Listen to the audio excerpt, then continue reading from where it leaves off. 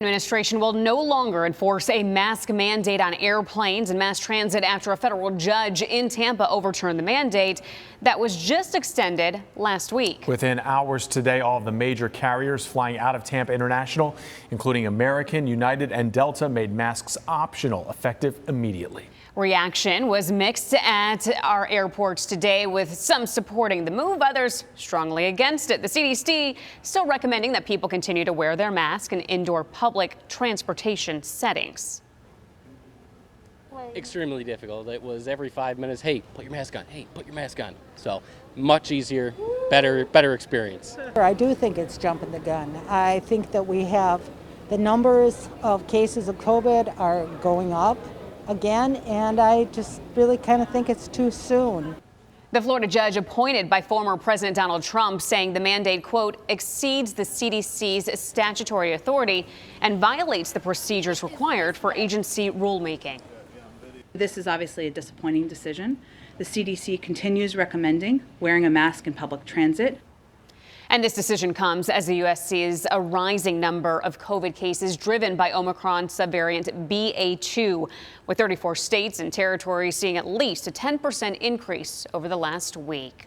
And over the past 2 years, this new age of travel has become a learning experience, from the safety of airline filtration systems to masking up. The question now is, how far have we really come in all of this? ABC Action News reporter Wendy Lane is going in depth tonight, speaking with pilots and airports on this welcome change for some, but now doctors say it could be too soon. Masks are no longer required. We're very happy.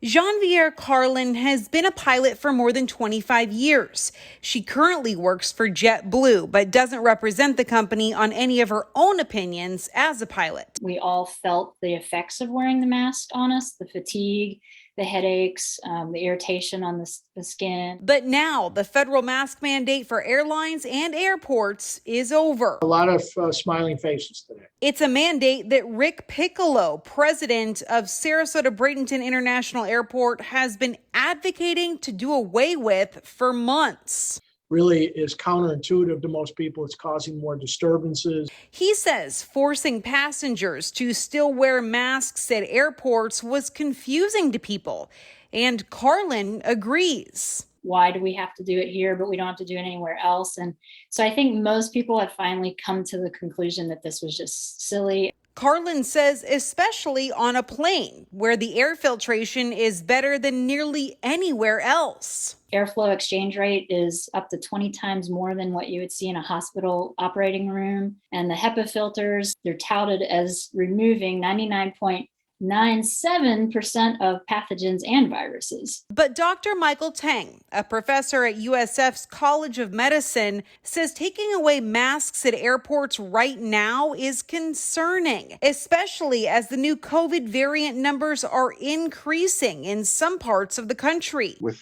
domestic air travel, this is an easy way for viruses to get around our country in just a few hours. It's kind of dangerous. It's like taking off your seatbelt when you decide you're going to start speeding again. He says while getting on and off the plane, while people are in close quarters and the circulation isn't as good, that you should continue wearing a mask to protect yourself. Because the mandate's gone doesn't mean that you shouldn't choose to try to protect yourself and others. As for Carlin, she says nearly 300 airline workers are fighting in court so that the TSA can never mandate masks again. It's not over at all, because our purpose is to keep it from happening again. And Piccolo says at the Sarasota airport, most people are happy to now have the option. We can see the smiles. The great majority of people are not wearing masks, and the great majority of the employees are quite happy that they don't have to wear masks all day long while they're at work. Wendy Lane,